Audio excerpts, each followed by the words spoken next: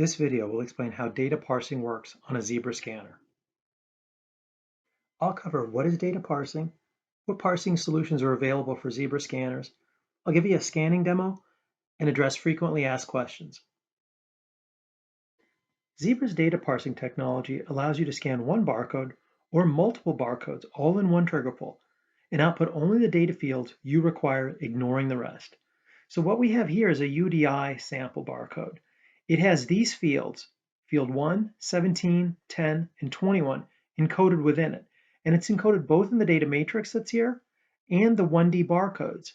So with our data parsing technology, you can scan either or both and output only the fields you wanted. In this case, field 1, 10, and 17, and your host application doesn't want to see field 21. Today, Zebra has two data parsing solutions for scanners, UDI parsing and GS1 label parsing, and more coming in the future. So let's look at some parsing examples. In this case, we're looking at a typical UDI label. It's the same label we were looking at earlier. The type of data that the scanner is looking to output, or basically that the host application requires, is it wants data field 1, which is the data identifier. It wants a tab to go to the next field on the host application.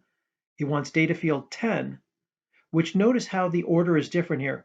It's encoded in the barcode as field 1, 17, then 10, but we're going to output it in a different order. It's going to be field 1, then 10. We'll put a tab in, and then we'll output data field 17, the expiration date, and an enter key to close out the data entry on that screen. Now let's look at a GS1 label example.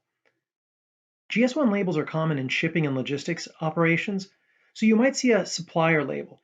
It basically outlines the raw materials being shipped into a factory. And then on the other side of that production line, after you've created all that you're looking to create and you're now shipping it somewhere, you could have a logistics label that has multiple different GS1 fields within it that all contain different information that you might want to parse. Or you might have a produce label.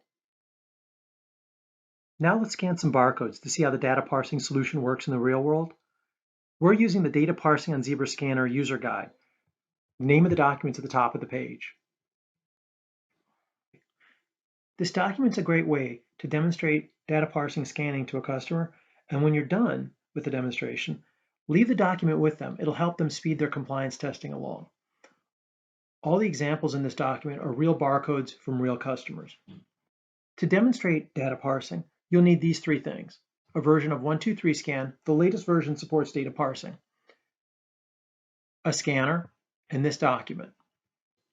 Barcode example 1 is a UDI label. It has fields 1, 17, and 10.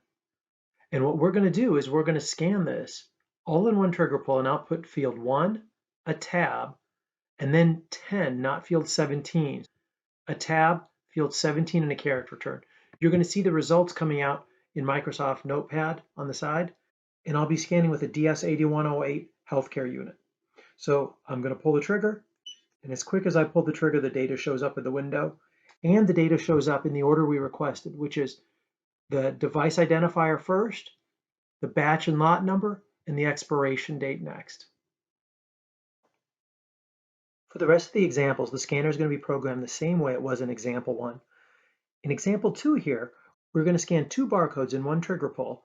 Notice how field 1 is in the first barcode, 17 and 10 is in the second barcode, and as fast as I pull the trigger, the data comes out. Example 3 is the same as example 2, with one difference. I've separated the two barcodes. So one's at the top of the page, the second one's at the bottom of the page. And this is to simulate the craziness you're going to see in certain environments where you shouldn't have to know the barcode you're aiming at, or did you get all the right data? So in this example, I'm going to take the scanner and aim at the top barcode up here. I'm going to count to 10, slowly wander down, keeping the trigger pulled and depressed the whole time. And when it gets to the bottom set of barcodes, it's going to decode the data and output it over here. I'm now pulling the trigger on the top barcode. I'm going to count to 10. 1, 2, 3, 4, 5, 6, 7, 8, 9, 10. I'm going to wander down, and as soon as it sees the barcode on the bottom of the page, it outputs all the data that it's supposed to. In example 6, we're going to handle error conditions. So you see field 1 here, you see field 10, but you don't see field 17. It's missing from this barcode. So part of the solution is knowing you can handle real-world scenarios, which includes things that aren't printed the way they're supposed to be. So I'm going to pull the trigger. It's going to give me an error beep and output the data. So I'm doing that now. I'm pulling the trigger now. When I let go of the trigger, you get the error beep and the data shows up. You also have the option to program it so no data shows up. So what you got here was field 1, field 10, field 17 is actually here but blank, so you could type it in if you want. So what we've really done is give you all the data we have and allowed you to type in the missing fields. A setting in 123 scan, which is where you program the scanner, also says if I don't have the fields I need all of them, don't give me anything. So you really have your option. You could do it either way. In example 9, we're going to handle a very common scenario. I wanted field 1, 10, and 17. I don't know what field 30 is. I don't know what field 21 is, but I don't want them. My host system can't handle them. So with our scanner, you can scan it and program the fields you want. It will ignore the others. So I'm going to first aim at the data matrix. When I pull the trigger, the data comes right out. Now I'm going to aim at the 1D barcodes and pull the trigger. Data comes right out again, and if you notice, the data is the exact same because the data that's encoded in this barcode and in these two barcodes is the same. It doesn't matter which one you hit with the scanner, you'll get the output you need. And you'll ignore the fields that aren't supposed to be included in the host output. In example 10, what's going to be interesting is I'm scanning a shipping label. It has 3 stacked barcodes, 1D barcodes. I'm going to pull the trigger and decode all of them in one trigger pull. I'm going to output fields 0, 0, 2, 10, 37, and 400 in this order with these separator fields in between them, but I'm going to ignore field 11 right here. I'm going to take my scanner, pull the trigger, and there's all the data, but no field 11. So now that we have discussed how UDI works, the next question is how do I program it to my scanner? And that's simple. You use 123 scan. So the first thing you want to do is upgrade the firmware on your scanner to make sure that you support this new capability. So you click this button and update your scanner to the latest firmware. I've already done it on my DS81 series scanner. It's release 25 for the corded device. The release notes will explain the details. The release notes right here say UDI parsing support. That also includes data parsing. The next thing you want to do is create a new configuration file. My scanner's connected, so I'm going to hit the first button, and there it is. There's another look at the release notes saying UDI parsing is supported. The first thing you want to do is enable the symbologies. For data matrix, GS1 data matrix and GS1 QR code must be turned on. The next thing is you modify data.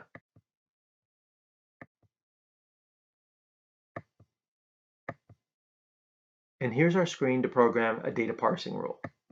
First thing you do, enable parsing. I'm going to clear the existing rule. I'm going to drag over field 1. I'm going to put a tab next. I'm going to put batch and lot number, another tab, expiration date, and it is a date format field. So you have the ability to change the format. Currently it's year, year, month, month, day, day, which is the GS1 standard, but any one of these formats will be supported. An enter key. Now, if you happen to have a really slow system, maybe you want to put a pause between the data being transmitted. You could pick the duration of the pause,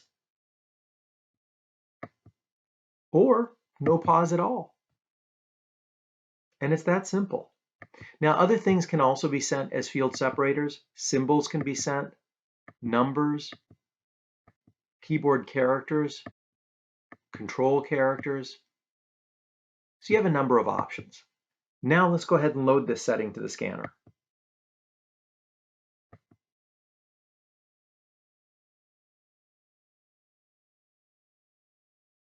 And with that, I'm done programming.